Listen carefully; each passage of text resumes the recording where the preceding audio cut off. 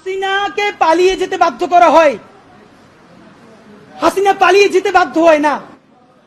আমরা হাসিনার পতন ঘটিয়েছি বলতে হবে, ফ্যাসিবাদী হাসিনার পতন হয়। ঠিক।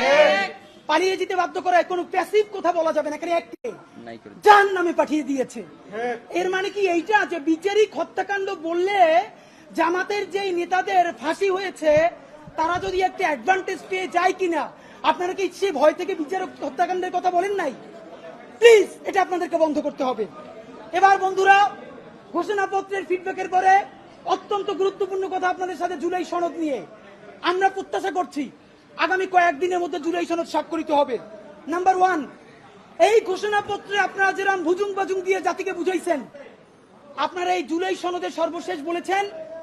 আমার হাতে প্রধান উপদেষ্টা মহোদয় 5ই আগস্ট একটি দীর্ঘ বক্তৃতা করেছেন। এই বক্তৃতার পুরো কপি আছে।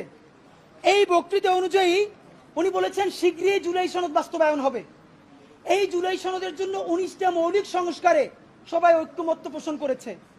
এরপরে যে কথাটা আর বলা হয় না, এই 19টা ঐক্যমত্যের মধ্যে বিএনপি বলেছে তার মধ্যে 10টাই তারা নোট অফ ডিসেন্ট দিয়েছে। তো নোট অফ ডিসেন্ট কি? নোট অফ ডিসেন্ট হলো আপাত দৃষ্টিতে আমি এটা মাইনে নিলাম, কিন্তু আমি আসলে এইটার সাথে একমত না। তাহলে বিএনপি এই 19টার মধ্যে যেই 10টা নোট অফ ডিসেন্ট দিছে, সেই 10টাই তো মোস্ট সিগনিফিকেন্ট জায়গা। ঠিক। তাহলে বিএনপি সরকার গঠন করার পরে এর একটাও যদি বাস্তবায়ন না করে, তাহলে আমরা কেমনে বিএনপিকে ধরবো বলেন? মানে এর আইনি বাধ্যবাধকতা কোথায়? বিএনপি তো তখন বলবে, কেন ভাই, আমি তো বলেই দিয়েছি স্বাক্ষর করার সময় যেখানে আমার দ্বিমত আছে, এখন আমি এটা পারতেছি না বাস্তবতায়। মজার ব্যাপার বলি, সরকারের কয়েক জায়গায় জিজ্ঞেস করেছি, বলেন তো 19টা মৌলিক সংস্কারের মধ্যে আপনাদের কাছে একটা মোস্ট সিগনিফিকেন্ট কোনটা? তারা বলেছে সংসদের উচ্চকক্ষে পিআর ব্যবস্থা আনুপাতিক হারে। এবং আপনাদেরকে জানাই রাখি, সংসদের উচ্চকক্ষে যে পিআর, বিএনপি এখানে নোট অফ ডিসেন্ট দিয়েছে।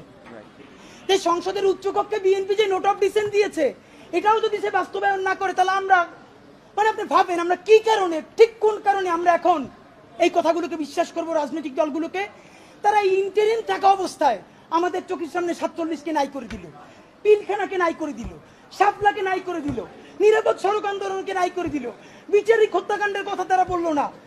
যেই তারা ক্ষমতার মসনদ পেয়ে যাবে, এই কথা বলার পর যে আমরা আবার জেলে যাব না, তার প্রমাণ কি আপনাদেরকে বলবো? তাহলে আপনারা এটা কি চান? ডক্টর ইউনূস সাহেব, নাম্বার 2, আপনাকে বলতে চাই, আইনি বাধ্যবাধকতা আমাদেরকে অন্তত 20 জন শহীদ পরিবার বলেছে। ডক্টর ইউনূস সাহেব, আমরা এখন পর্যন্ত যতদূর বুঝতে পেরেছি, আপনার ক্যাবিনেটের অলমোস্ট সকল উপদেষ্টা প্রতিদিন আপনাকে একটা আর্মি কুয়ের জুজু দেখাচ্ছে। ঠিক।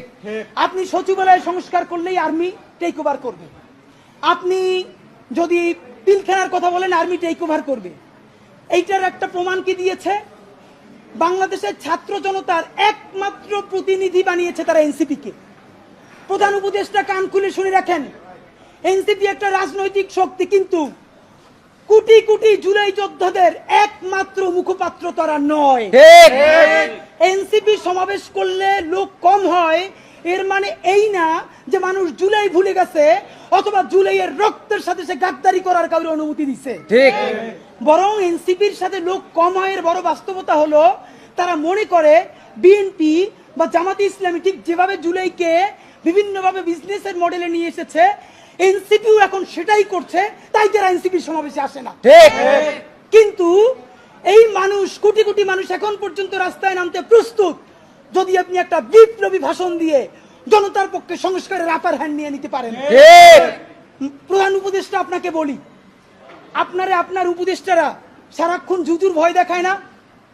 আপনারে বলি, একটু কান দিয়ে শুনেন, যদি ওয়াকার সাহেবের এবং আর্মি জেনারেলদের সাহস থাকে, আই রিপিট, সাহস থাকে, একটা কুক ওইদিকে দেখাইতে বলেন। ঠিক ভাইরা, ব্যাপারটা এমন না। লিথাল উইপেন যখন চলে, তখন পুলিশের উইপন আর আর্মির উইপেনের পার্থক্য থাকে না, প্রত্যেকটাই জীবন কাইরে নেয়।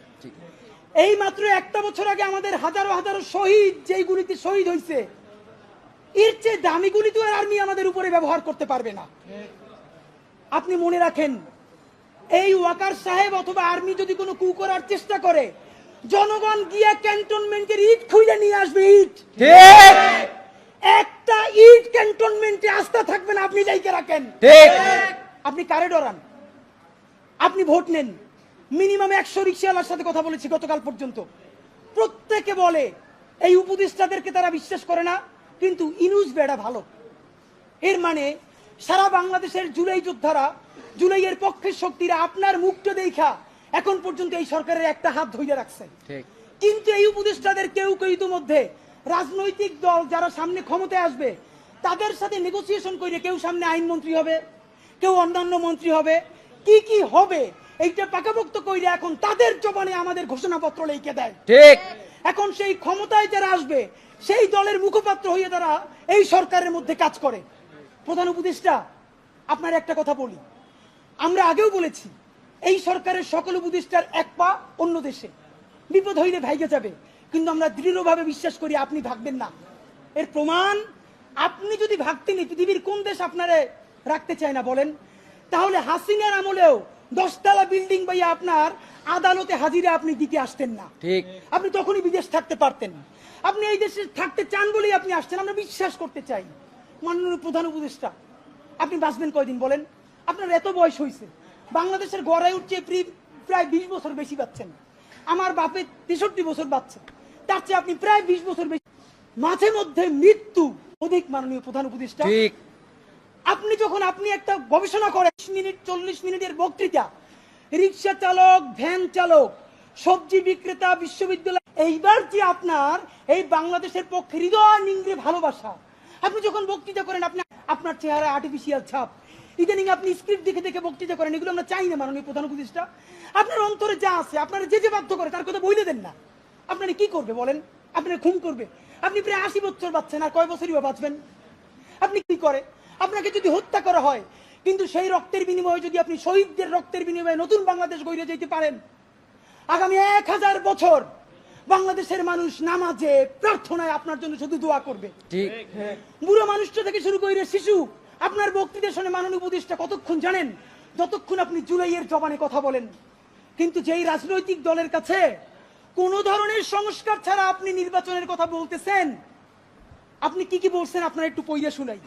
আপনার ঘোষণাপত্র থেকে অল্প কয়েক জায়গা মার্ক করে নিয়ে আসছি। মাননীয় প্রধান উপদেষ্টা, আপনি বলছেন যে সামনের নির্বাচনে, এবারের নির্বাচন যেন আনন্দ উৎসবের দিক থেকে, শান্তি শৃঙ্খলার দিক থেকে, ভোটার উপস্থিতির দিক থেকে, সৌহার্দ্য আন্তরিকতার দিক থেকে দেশের ইতিহাসে স্মরণীয় হয়ে থাকে, এই সকল আয়োজন করা হবে। মাননীয় প্রধান উপদেষ্টা, 6 মাস বাকি আছে। এই 6 মাসের মধ্যে আপনি এই উদযাপন কেমনে করবেন?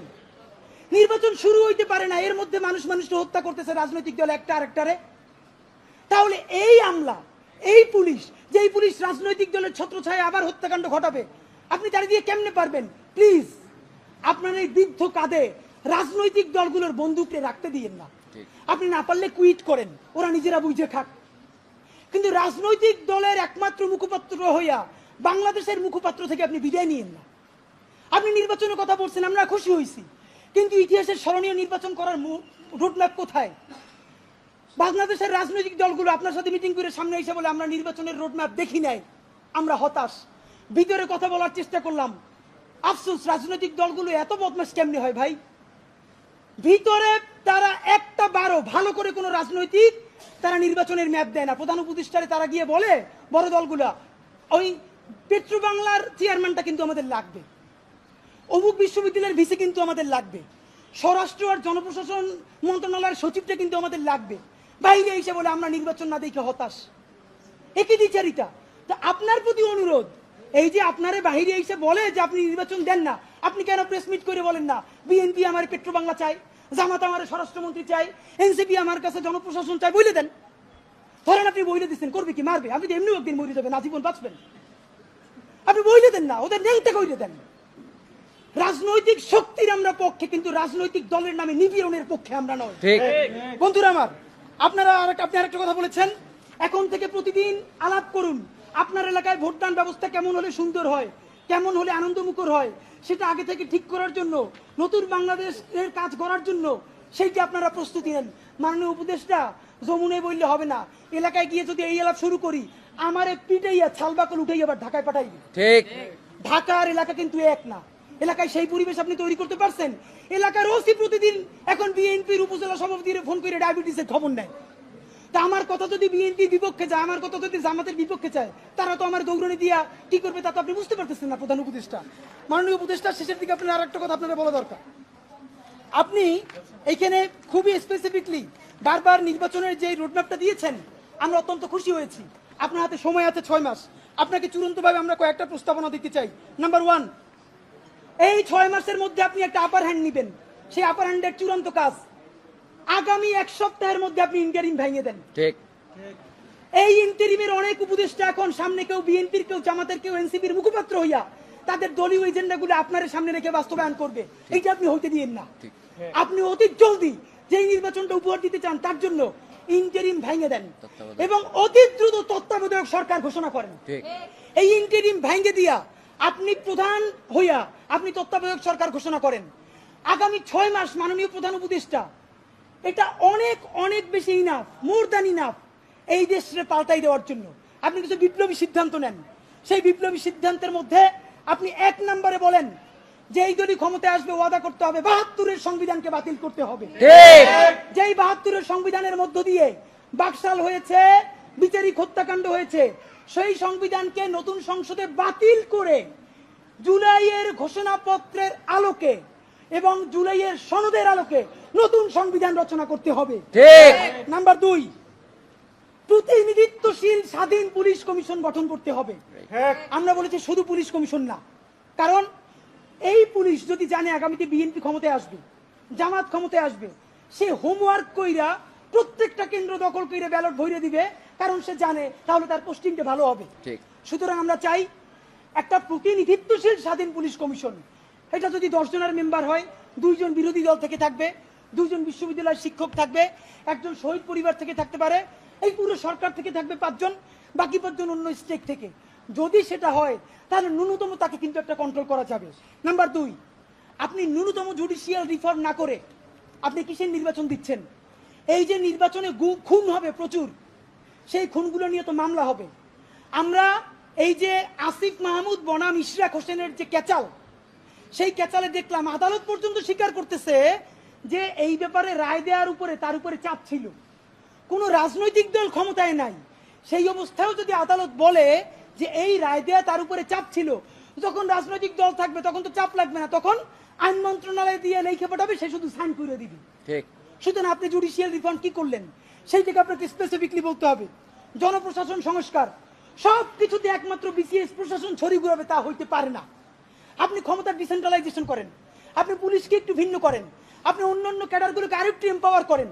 এই যে জনপ্রশাসন সংস্কারের মধ্যে প্রশাসকরা নিজেদেরকে প্যারালাল রাষ্ট্র ভাবে, এইটা আপনি ন্যূনতম ভেঙে দিতে না পারলে আবার তো সে আমলাতান্ত্রিক দেশ করবে।